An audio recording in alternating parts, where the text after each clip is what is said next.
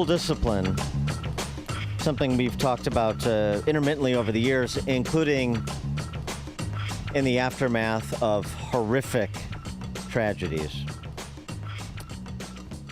You won't hear this from David Hogg, but a big part of the story in the mass murder that occurred at Marjorie Stoneman Douglas High School in Parkland, Florida, was the contributing factor that was the restorative justice approach that school district, Broward County Schools, took and perhaps still take. Remember the superintendent, Robert Runcie? He learned his craft in Chicago before he went down to Florida. And it was really thanks in large measure to a motivated parent. This name will probably ring a bell. Haven't heard from him in a while, but was very outspoken. Andrew Pollack, whose daughter Meadow Pollack was one of those murdered in 2018 at that mass shooting at the school. He wanted answers. Pulled up an op-ed that he wrote from back then. A few weeks after the massacre, I asked whether the Broward School District's disciplinary leniency policies enabled the shooter to slip through the cracks. The superintendent, Runcie, called questions like mine fake news because the shooter, had never been referred to the school's diversionary program while in high school. The diversionary program allows students who commit certain misdemeanors to avoid getting involved with the criminal justice system. This was the zeitgeist during the Obama administration of ending the quote-unquote school-to-prison pipeline. This was part of ensuring that the incidents of disciplinary action taken by schools, whether suspensions or expulsions, was not disproportionately being visited on students of color. You know, all the identitarian counting by race stuff that party still wants to do, but isn't so popular anymore in part because of the terrible consequences.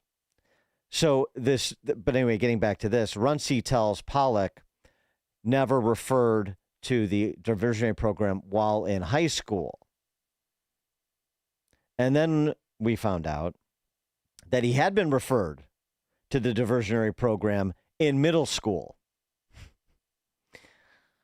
Wait till talk about being honest with your parents, your constituents. We found out that the shooter who killed all those kids threatened to kill other students, threatened to rape other students, threatened to shoot up the school. And, of course, they all knew it, including Runcie, because he was patted down, searched by a security guard every day, except that fateful day. Classmates said he brought knives and bullets to school. He wrote hideous racial slurs on his backpack. He carved swastikas in the lunchroom tables. But the assistant principals, this is Andrew Pollack writing, didn't have him arrested. They simply banned him from bringing a backpack to school and frisked him every day, according to the testimony of the security guard who searched him for fear he'd bring a deadly weapon and kill people, which, of course, he did. Broward County's policies allow juveniles convicted of crimes as serious as murder and rape to go back into normal classrooms. And we've seen this play out in other school districts around the country, too. And the incidence of violence against adults in school systems, teachers, but not limited to teachers, it's a serious thing. In fact, it's so serious that the Texas legislature this past May passed a bill that makes it easier for teachers to remove misbehaving students from classrooms and extends the allowable time for in-school tuitions. This was after some 3,300 Texas school district employees were targets of student assaults in the 23-24 school year. It's a real thing. There's been some high-profile incidents, but just the number of incidents, I think, would surprise many. For more on the topic, please be joined by Jennifer Weber. She is a board-certified behavioral analyst and doctoral candidate based in New York City and co-founder of KIT Educational Consulting. She has penned a report for the Manhattan Institute, The Cost of Restorative Justice in New York City Schools, her research work. Jennifer Weber, thanks for joining us. Appreciate it. Thank you for having me. So you looked at the practice of restorative justice in the New York City schools, and you found what?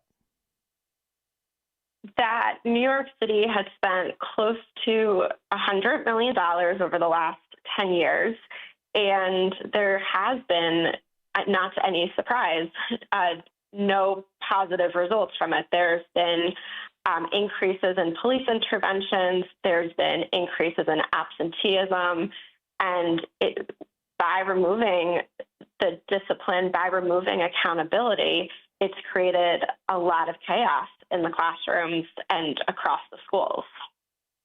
Yeah, this is interesting too. Well, one of the approaches that's taken, as mentioned in your report, is instead of suspending or expelling kids, they send kids who are misbehaving to "quote unquote" meditation rooms. It reminds me of Waiting for Superman in the rubber rooms that teachers were sent to, who were either derelict in their duties or worse. But you couldn't Yeah, fire them, so you just throw them in a room to sit there and do crossword puzzles all day while they get paid. So this is sort of the same thing: meditation exactly. rooms for students.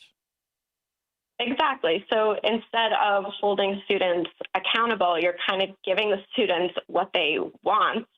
And it's also obviously taking the teacher out of the mix. So now you've got limited learning occurring, and the students know no boundaries. And so I mean, and by the way, we're not just talking about like misbehaving, like being obstreperous or being a cut up in class. We're talking Yeah. about incidents of real violence. Yes. Can you give us And a couple examples?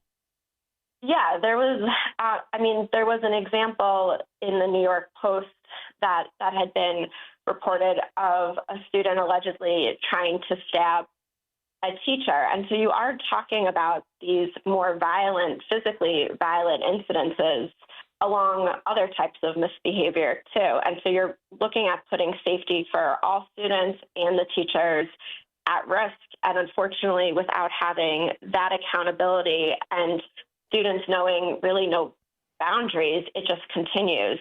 In the first quarter of 2025, so one quarter, there was over 4,000 incidences where the police had to get involved of 2025 in New York City schools. And it's interesting too because just in terms of how the teachers' unions handle it, because they're so on board with this ideologically, but Mhm. their rank and file are running into some problems. And so, on the one hand, they talk about safe classrooms and protecting our members, and particularly when high profile incidents happen.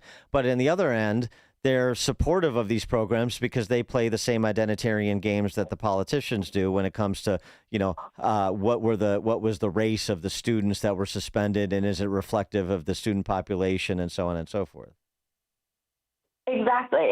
And that is so harmful to everyone. I mean, there's nothing more equitable than holding all students to a standard and really teaching all students what it means to follow rules and know that there are boundaries and there's consequences for actions.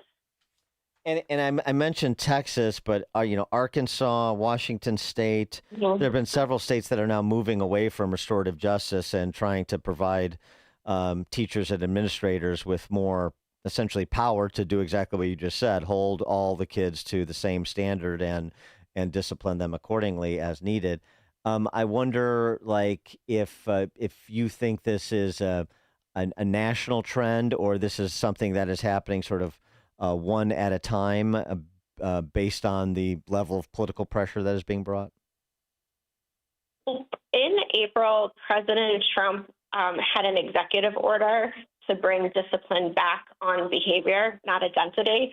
So I think that is a huge help. And I think that executive order is important in just trying to get these states to move back towards disciplining students based on behavior and just keeping everybody safe in schools. Yeah, and we probably need to go back to a time just culturally when the kid was more afraid of what was going to happen to him at home than what would happen to him at school if he misbehaved. We've sort of veered from that a bit, haven't we? Yes. And so that is definitely another piece that has to also be a focus. But I think that from at least what the schools can control, because the schools can't necessarily always control what's happening at home, but at least what the schools can control is giving students consequences based on behavior.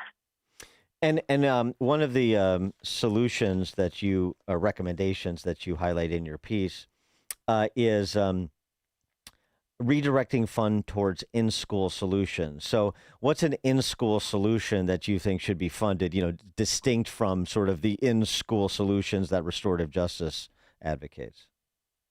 Well, I think when I say in-school solutions, I am really talking about giving teachers, giving the school administrators in the building the tools, the resources, for them to know how to discipline, how to appropriately provide consequences. So I think training to teachers, training to building principals, other school-based administrators is important. So when there is some type of misbehavior, whether it is safety or any kind of misbehavior that's occurring, everyone has the tools to be able to respond immediately. If you have to start waiting for other individuals to get involved, it's almost like it takes too long. And so teachers and staff really need the resources to be able to respond in the moment, and also know that every behavior has a different type of consequence as well, meaning that if it's safety related, that may mean a removal, but if you're talking about a student being just disruptive, that should have a different type of consequence. Jennifer Weber is the co-founder of KIT Educational Consulting. The piece that she did, her research work at the Manhattan Institute, entitled The Cost of Restorative Justice in New York City Schools. Jennifer Weber, thanks so much for joining us. Appreciate it. Thank you. And she joined us on the Turnkey.pro answer line. There's only one radio show in Chicago talking about today's biggest stories and telling you what they really mean. That show is this one, Chicago's Morning Answer on AM 560, The Answer. Don't miss In Grace with Pastor Jim Scudder Jr., now heard on Sunday mornings at 7:30. Tune in.